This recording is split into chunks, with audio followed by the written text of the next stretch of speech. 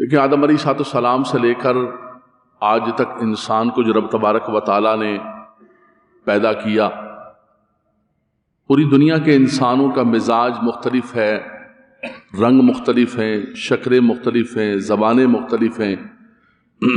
رب تبارک و تعالیٰ نے اس کو اپنی قدرت کی نشانیوں میں سے نشانی فرمایا کہ اختلاف السنتکم و الوانکم، فرمایا یہ زبانوں کا مختلف ہونا، یہ رنگوں کا، یہ شکلوں کا مختلف ہونا، یہ اللہ تبارک و تعالیٰ کی قدرت کی نشانیوں میں سے نشانی ہے کہ اللہ تبارک و تعالیٰ نے دنیا کے اندر انسان پیدا فرمائے۔ پھر زبانیں مختلف ہیں، قومیں مختلف ہیں، برادریاں مختلف ہیں۔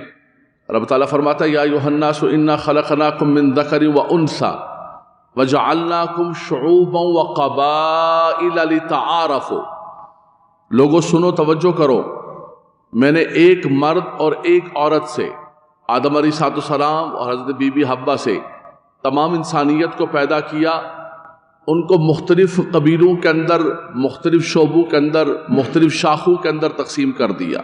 وجعلناکم شعوبا وقبائل، کس وجہ سے؟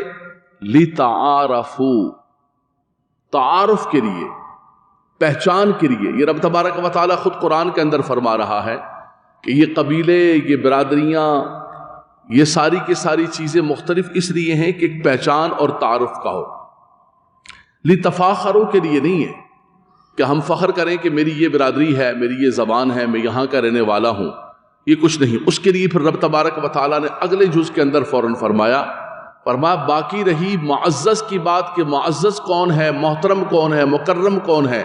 اللہ کے ہاں دنیا کے پیمانے اور ہیں معزز و مکرم ہونے کے، لیکن رب تعالیٰ کا جو پیمانہ ہے، رب تعالیٰ فرماتا ہے ان اکرمکم عند اللہ اتقاکم، فرمایا کہ رب تعالیٰ کے ہاں وہ معزز و مکرم ہے، فرمایا جو سب سے زیادہ اللہ سے ڈرنے والا ہے، سب سے زیادہ تقوی رکھنے والا ہے، سب سے زیادہ پرہیزگاری کے ساتھ اپنی زندگی کو بسر کرنے والا ہے۔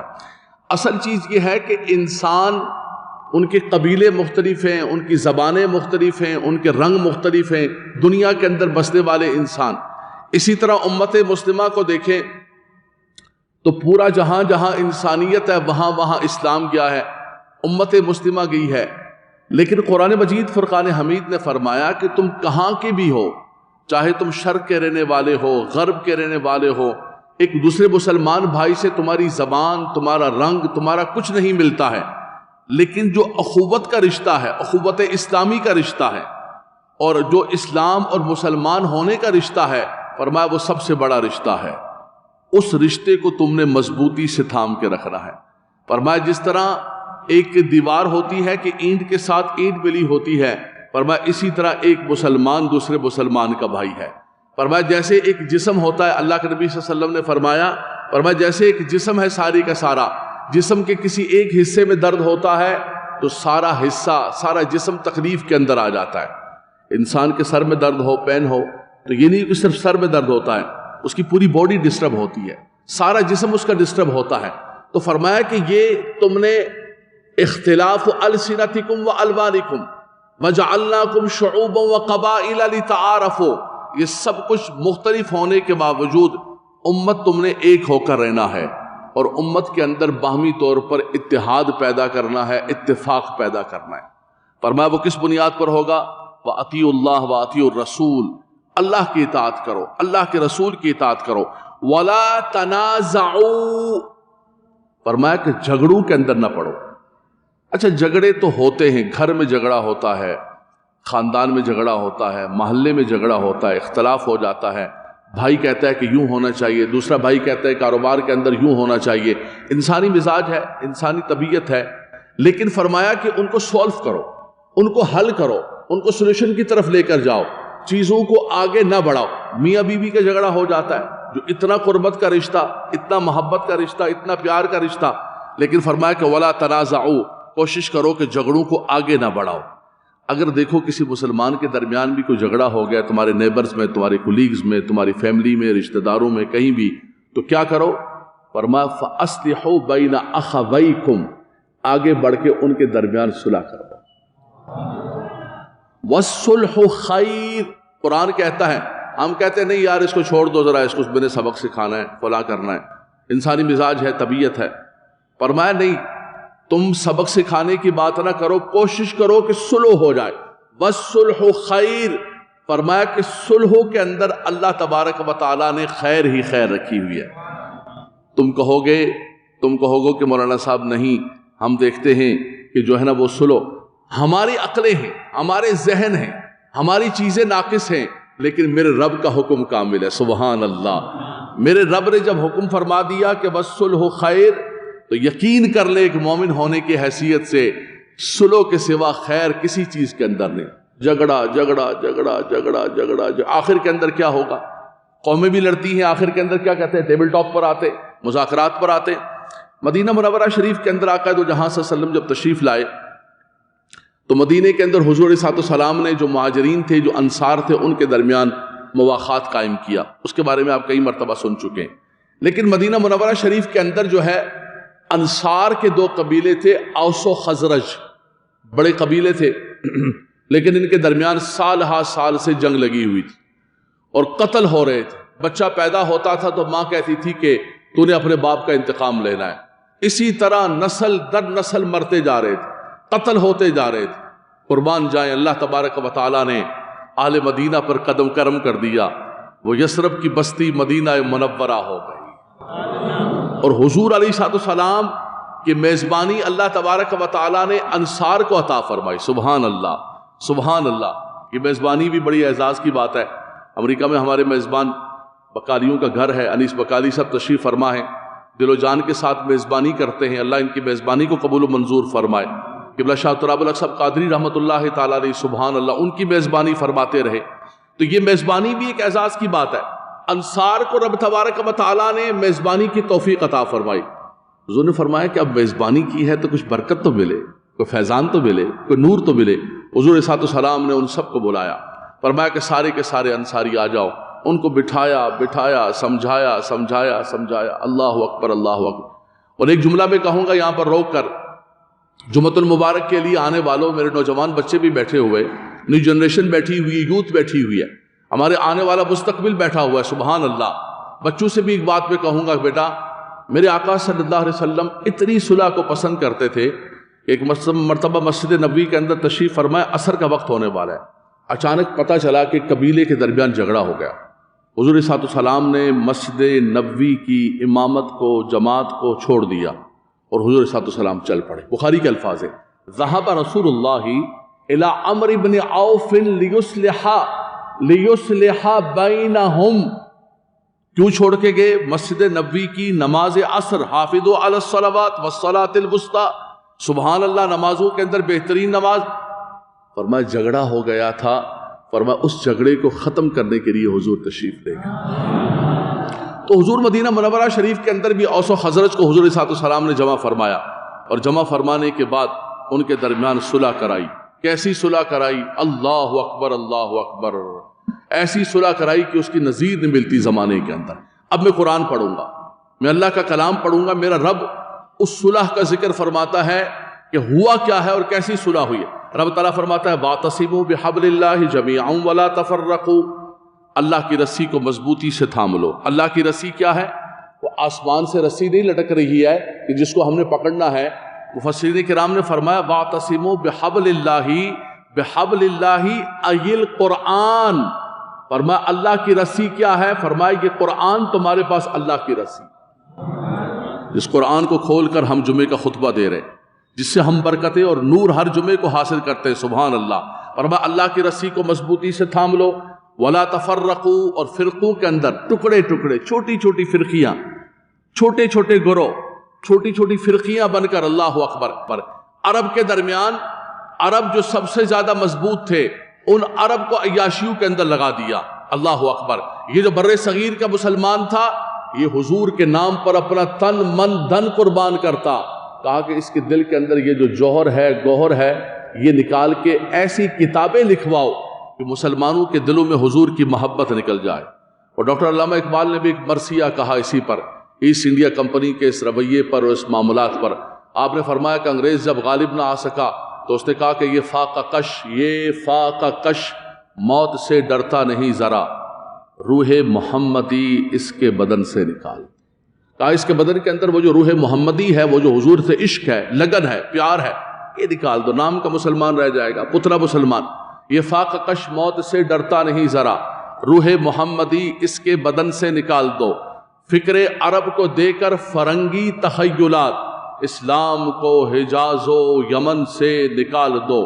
اور افغانیوں کی، افغانی اس وقت بھی انگریزوں کے قابو کے اندر نہیں آئے، افغانیوں کی غیرت ایمان کا ہے یہ علاج کہ ملا کو ان کے کوہ و دمن سے نکال دو. اور میں تب جا کر تم ان پر قابض ہو سکتے ہو، تب جا کر ان پر کنٹرول حاصل کر سکتے ہو. اللہ اکبر. تو یہ چھوٹے چھوٹے فرقے بنے. قرآن کیا کہتا ہے؟ وَاعْتَصِمُوا بِحَبْلِ اللَّهِ جَمِيعًا وَلَا تَفَرَّقُوا. فرمایا یہ چھوٹے چھوٹے فرقوں کے اندر نہ پڑو، بلکہ امت بن کر رہو، امت مسلمہ بن کر رہو. وَكَذَلِكَ جَعَلْنَاكُمْ أُمَّةً وَسَطًا لِتَكُونُوا شُهَدَاءَ عَلَى النَّاسِ. تمہیں مبارک ہو اے امت مصطفیٰ، کنتم خیر امت اخرجت للناس. جتنی بھی امتیں بنی ہیں ان کے اندر تم بہترین امت ہو، سب سے اعلیٰ امت ہو. اے میرے مالک و مولا، کتابیں ساری تیری، انبیاء سارے تیرے، سارے رسول تیرے، سارے اصول تیرے، لیکن اس امت کے اندر کیا ہے؟ فرمایا یہ امت میرے مصطفیٰ کی امت ہے. اور اس امت کو اللہ تبارک و تعالیٰ نے وہ کام عطا فرمایا جو نبی کیا کرتے تھے. کنتم خیر امت اخرجت للناس تأمرون بالمعروف تنہون عن المنکر وتؤمنون باللہ. وہ نبیوں والا کام تم کرتے ہو کہ امر بالمعروف کرتے ہو، نہیں عن المنکر کرتے ہو، لیکن تم نے امت بن کر رہنا ہے، بنی اسرائیل کی طرح نہ بننا. فرمایا بنی اسرائیل فرقوں کے اندر بٹ گئے، 72 فرقے ہوئے. فرمایا مجھے ڈر ہے اور ایسا لگتا ہے کہ میری امت بھی بنی اسرائیل کے ہر کام کو اختیار کرے گی اور یہ 73 فرقے ہو جائیں گے. فرمایا من شذ شذ من شذ شذ فی النار. فرمایا جو جماعت سے ہٹتا رہے گا، جو سواد اعظم سے ہٹتا رہے گا، جو اہل سنت سے ہٹتا رہے گا، فرمایا کہ وہ جہنم کے اندر گرتا جائے گا. عرض کی یا رسول اللہ صلی اللہ علیہ وسلم، یہ 73 فرقے ہیں، اس کے اندر ہر بندہ کہے گا میں حق پر ہوں، میں حق پر ہوں. ہر ایک نے قرآن اٹھایا ہوگا، ہر ایک کہے گا میں صراط مستقیم پر ہوں، کیسے پتہ چلے؟ فرمایا کہ ان میں سے وہ حق پر ہوگا جو جماعت کے ساتھ ہوگا اور میری سنت کے ساتھ ہوگا. اور اس حدیث کو اگر اس کا شارٹ فارم کے اندر ترجمہ کیا جائے تو وہ ہے اہل السنہ والجماعہ. آپ شام کے اندر چلے جائیں، آپ عراق کے اندر چلے جائیں، آپ یمن کے اندر چلے جائیں، آپ لیبیا کے اندر چلے جائیں، دنیا کے اندر کہیں بھی چلے جائیں، ہمارا تعارف کیا ہے؟ اہل السنہ والجماعہ. نحن اہل السنہ والجماعہ. حضور تاج الشریعہ مفتی اختر رضا خان صاحب رحمۃ اللہ تعالی علیہ کو روک لیا مدینہ منورہ شریف کے اندر اور کہنے لگے کہ تم لوگوں نے بر صغیر کے اندر کوئی بریلوی فرقہ بنایا ہوا ہے نیا، ہمیں پتہ چلا ہے، جو قبروں کی پوجا کرتا ہے بریلوی ہو. آپ نے فرمایا ہم بریلوی نہیں ہیں، حالانکہ وہ بریلی شریف کے رہنے والے تھے.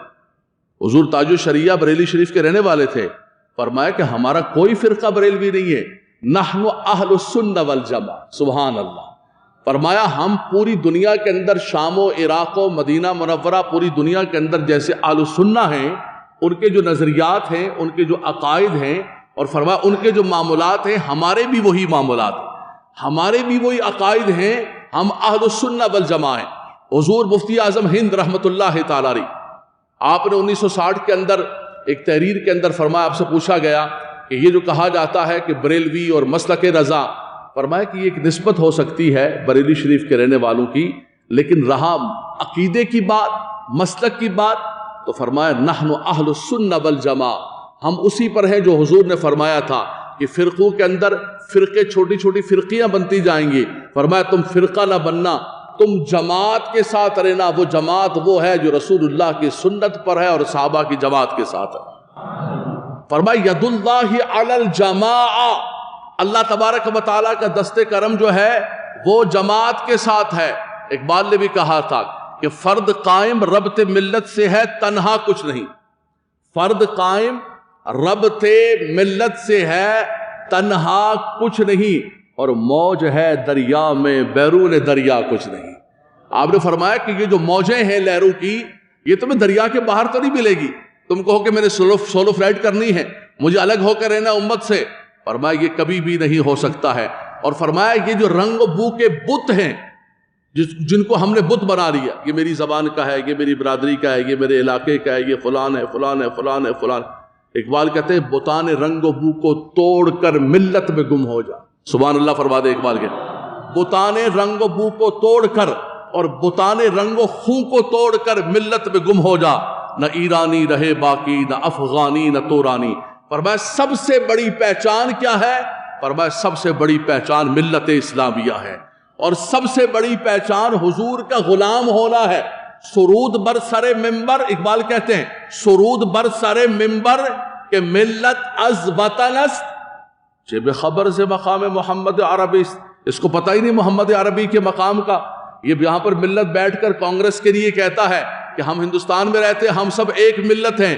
فرمایا ملت زمین سے نہیں بنتی ہے، ملت غلامی مصطفیٰ سے بنتی ہے۔ فرمایا بمصطفیٰ برساخ شرع کے دین ہما اوست۔ اقبال پھر آپ بتائیے کہ دین کیا ہے؟ کہتے دین یہ ہے کہ میرے مصطفیٰ کے قدموں تک پہنچ جاؤ۔ اطیع اللہ و اطیع الرسول، من یطع الرسول فقد اطاع اللہ۔ جس نے رسول خدا کی اطاعت کی، رب تعالیٰ فرماتا ہے اس نے اللہ کی اطاعت کی۔ تو فرمایا واعتصموا بحبل اللہ جمیعا ولا تفرقوا، اللہ کی رسی کو مضبوطی سے تھام لو، قرآن کو مضبوطی سے تھام لو تمام کے تمام، ولا تفرقوا، چھوٹی چھوٹی فرقیوں کے اندر نہ بڑھ جاؤ، امت کو تقسیم نہ کرو، امت کو زخمی نہ کرو، امت کو توڑو نہ۔ جو سلسلہ شروع کیا گیا ہے صدی 2 صدی 4 صدی پہلے، کوئی معتزلہ ہو گیا، کوئی خارجی ہو گیا، کوئی رافضی ہو گیا، کوئی تفضیلی ہو گیا، کوئی قدری ہو گیا، کوئی جبری ہو گیا، کوئی ذکری ہو گیا، کوئی کیا ہو گیا، اور ہم کون ہیں بحمد اللہ تعالی؟ اعلیٰ حضرت امام اہل سنت فرماتے ہیں، فرمایا کسی نے صحابہ کا نام لیا، آل بیت کو نعوذ باللہ گالی دی، کسی نے آل بیت کا نام لے کر صحابہ کو برا کہا، تمہیں مبارک ہو کہ اہل سنت کا ہے بیڑا پار، اہل سنت کا ہے بیڑا پار۔ اصحاب حضور نجم ہیں اور ناؤ ہیں عطرت رسول اللہ کی۔ فرمایا ایک ہاتھ میں صحابہ کرام کی محبت ہے، دوسرے ہاتھ میں آل بیت اطہار کی محبت ہے۔ یہ فرمایا واعتصموا بحبل اللہ جمیعا ولا تفرقوا، فرمایا کہ اللہ کی رسی کو مضبوطی سے تھام لو۔ بات دوسری طرف چلی گئی، میں وہاں پہنچ نہیں پا رہا ہوں۔ حضور صلی اللہ علیہ وسلم نے اوس و خزرج کے درمیان صلح کرائی، رب تبارک و تعالیٰ کی رحمت جوش میں آئی، سدرۃ المنتہا سے جبریل کو بھیجا، جبریل جاؤ جا کر خوشخبری سناؤ۔ کتنا بڑا کرم ہوا، آگ لگی ہوئی تھی انتقام کی، نسل در نسل قتل ہو رہے تھے۔ فرمایا وَاذْكُرُوا نِعْمَتَ اللَّهِ عَلَيْكُمْ۔ قرآن میرے سامنے کھلا ہوا ہے، یہ جمعے کا خطبہ بھی ہے، درس قرآن بھی ہے، ایک ایک آپ کی سماعتوں کے ذریعے قرآن کے آیت دلوں میں بھی اتر رہی ہے، سبحان اللہ۔ فرمایا وَاذْكُرُوا نِعْمَتَ اللَّهِ عَلَيْكُمْ، اللہ کی اس نعمت کو یاد کرو، علیکم جو تم پر کیا تھا، اذ کنتم اعداء، تم آپس میں اعداء تھے، دشمن تھے، خون کے پیاسے تھے، قتل کر رہے تھے ایک دوسرے کو۔ اللہ نے کرم کیا، اسلام کی صورت میں، حضور کی صورت میں، صلح کی صورت میں، پھر کیا ہوا؟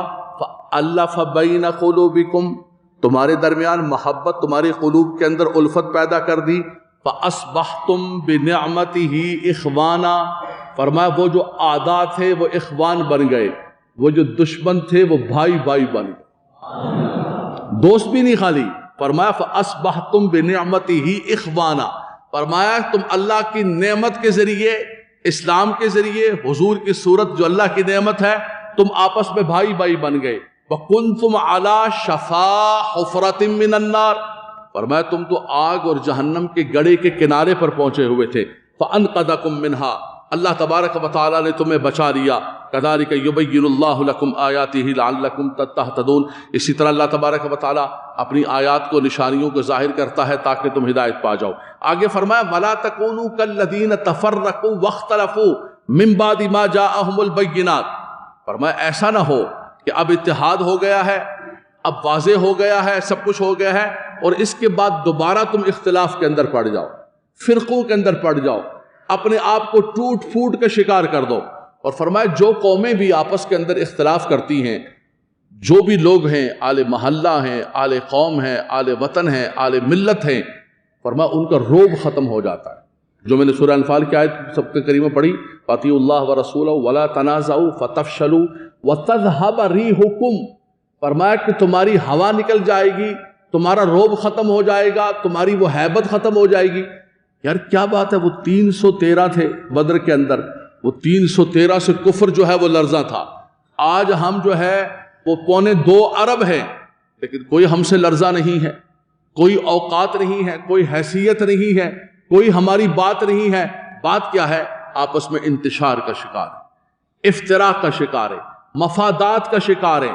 ان مفادات کے پیچھے جو ہے ہم دوسرے وہ کہتے ہیں کہ اپنی بوٹی کے لیے دوسرے کا بکرا قربان کر دینا. ہم ہمارے ملک وہ کرنے کے لیے تیار ہے کہ ہمیں کیا لگے کہ فلاں کے ساتھ کیا ہو رہا ہے، فلاں کے ساتھ فلسطین والوں کے ساتھ کیا ہو رہا ہے، کشمیر والوں کے ساتھ کیا ہو رہا ہے. ہم چین سے سکون سے بیٹھے ہوئے اپنی زندگی کو چل کر رہے ہیں، اپنی لائف کو گزار رہے ہیں. ہمیں کسی کی پنچایت میں پڑھنے کی کوئی ضرورت نہیں.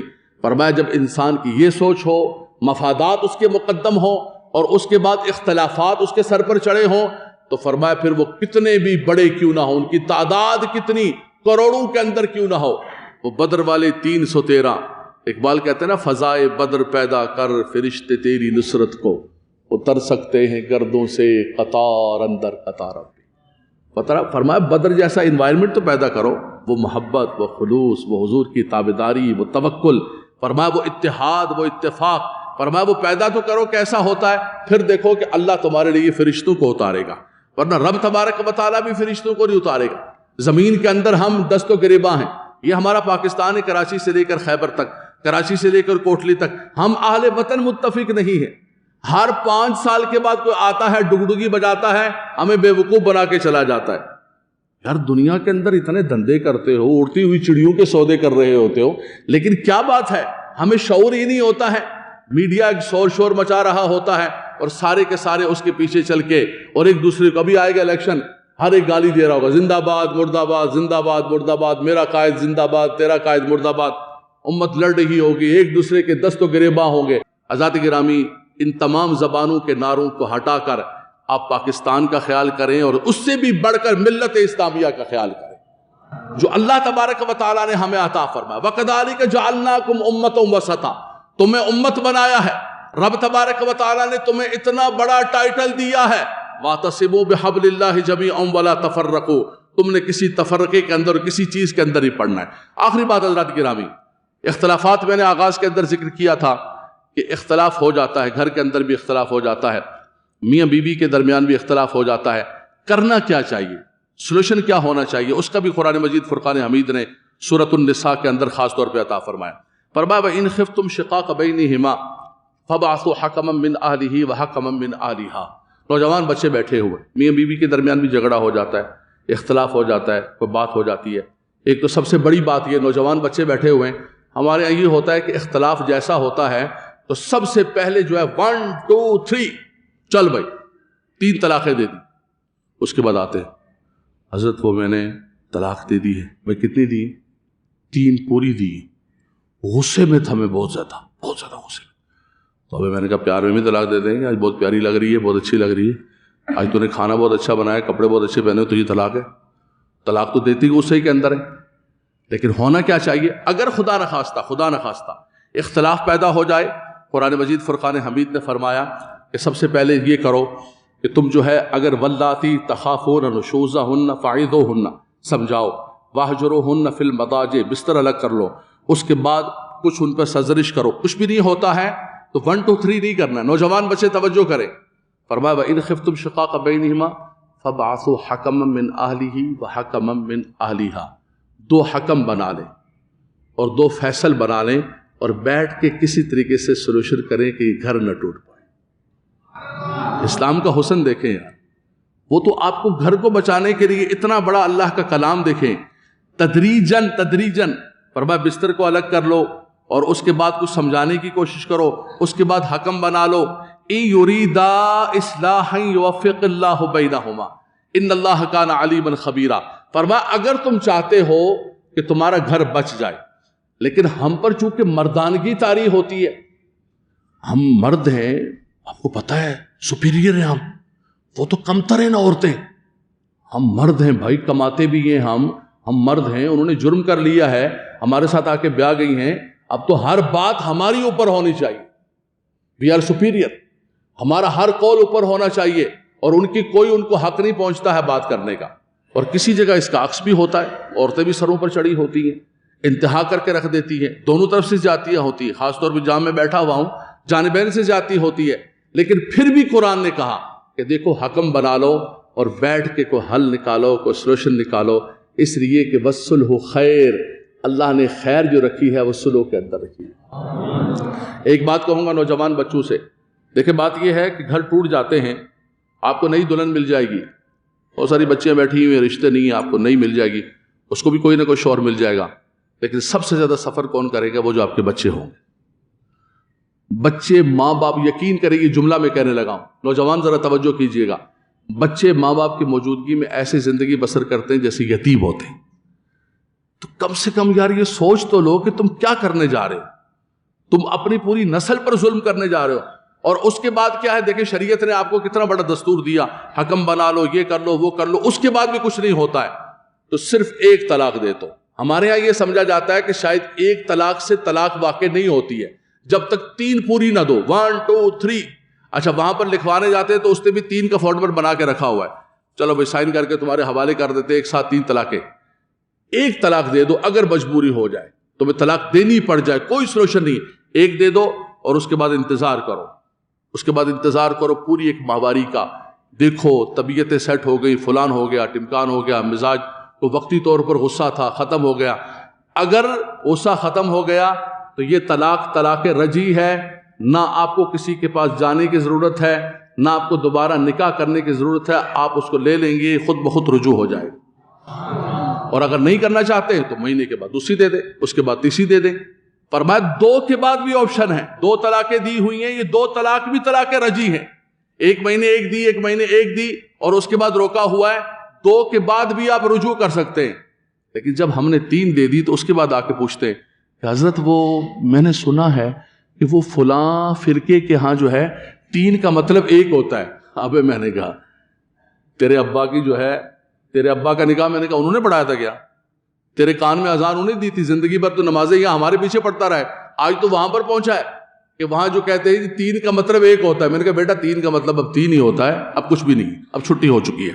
تو دیکھیں اسلام ہمیشہ صلح کا راستہ نکالتا ہے، اسلام ہمیشہ محبت کا راستہ نکالتا ہے۔